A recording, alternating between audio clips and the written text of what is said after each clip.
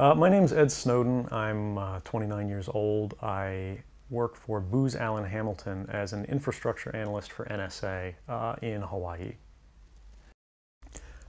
When you're in positions of privileged access, like a systems administrator for these sort of intelligence community agencies, you're exposed to a lot more information on a broader scale than the average employee. And because of that, you see things that may be disturbing, but over the course of a normal person's career, you'd only see one or two of these instances. When you see everything, you see them on a more frequent basis.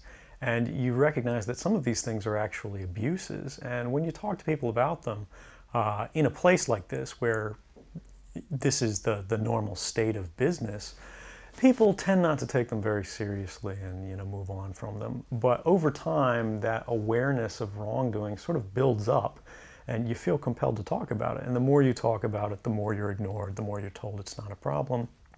Until eventually you realize that these things need to be determined by the public, not by somebody who is simply hired by the government. I'm no different from anybody else. I don't have special skills. I'm just another guy who sits there day to day in the office, watches what's happening, and goes, this is something that's not our place to decide. The public needs to decide whether these programs and policies are right or wrong. But at the same time, you have to make a determination about what it is that's important to you. And if living unfreely but comfortably is something you're willing to accept, and I think many of us are, it's the human nature. You can get up every day, you can go to work, you can collect your large paycheck for relatively little work against the public interest, and go to sleep at night after watching your shows. But if you realize that that's the world that you helped create, and it's going to get worse with the next generation and the next generation who extend the capabilities of this sort of architecture of oppression, you realize that you might be willing to accept any risk. And it doesn't matter what the outcome is, so long as the public gets to make their own decisions about how that's applied. Why should people care about surveillance? Because even if you're not doing anything wrong, you're being watched and recorded. And the storage capability of these systems increases every year consistently by orders of magnitude, to where it's getting to the point you don't have to have done anything wrong. You simply have to eventually fall under suspicion from somebody, even by a wrong call.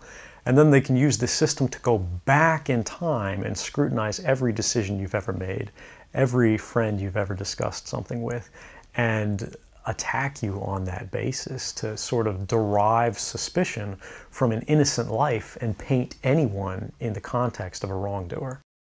If your motive had been to harm the United States and help its enemies, or if your motive had been personal material gain, were there things that you could have done with these documents to advance those goals that you didn't end up doing? Oh, absolutely. I mean, anybody in the positions of access with the technical capabilities that I had could, suck out secrets, pass them on the open market to Russia. They always have an open door, as we do.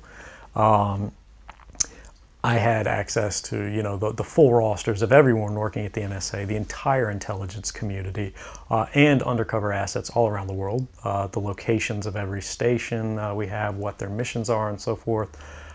If I had just wanted to harm the U.S., that you could shut down the surveillance system in an afternoon.